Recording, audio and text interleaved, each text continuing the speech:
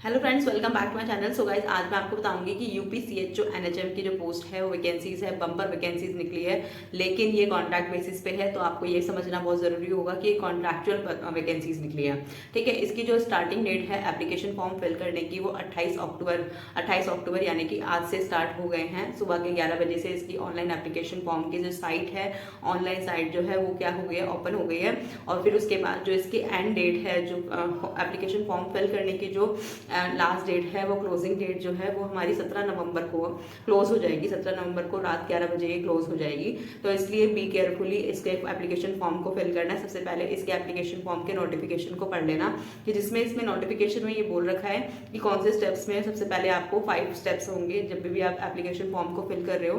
तो इसके जो होंगे 5 स्टेप्स हैं, जिससे पहले सबसे पहले आपको रजिस्ट्रेशन करना है। रजिस्ट्रेशन में आपको क्या करना है, अपने यूजर आईडी और वो पासवर्ड, यूजर आईडी पासवर्ड करने से पहले, लॉगिन करने से पहले आपको रजिस्ट्रेशन करना है। रजिस्ट्रेशन में आपको मोबाइल नंबर और ईमेल आईडी मांगी जाएगी, एकदम एग्जैक्ट ईमेल आईडी और पासवर्ड, मोबाइल नंबर, जो भी कॉन्टैक्ट डिटेल है वो सब चीज एकदम करेक्ट होनी चाहिए।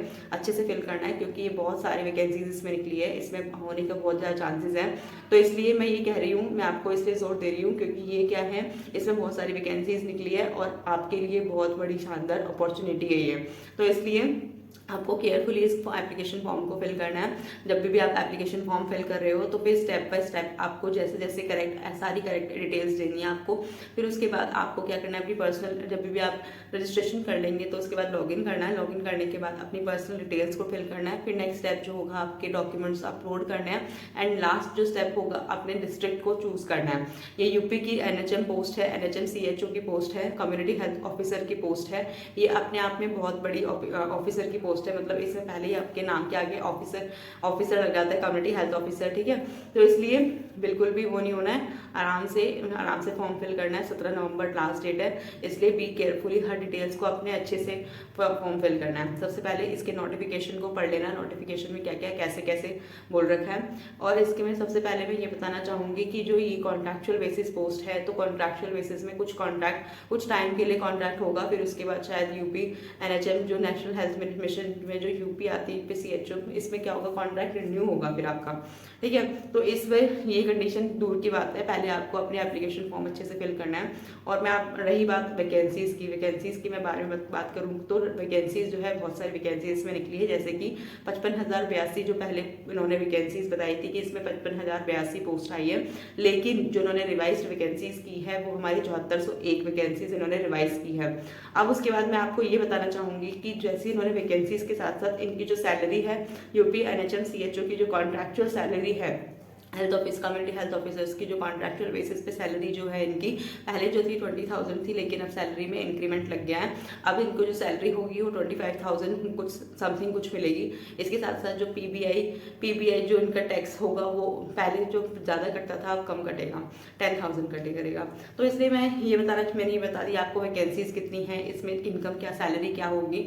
और कॉन्ट्रैक्चुअल बेसिस पे आपको पता होना चाहिए, कॉन्ट्रैक्चुअल बेसिस का कुछ बच्चों को नहीं पता है, तो उनके लिए मैं बताना क्लियर करना चाहती हूँ। जो कॉन्ट्रैक्चुअल बेसिस पोस्ट होती है वो सिर्फ वो परमानेंट जॉब नहीं होती है।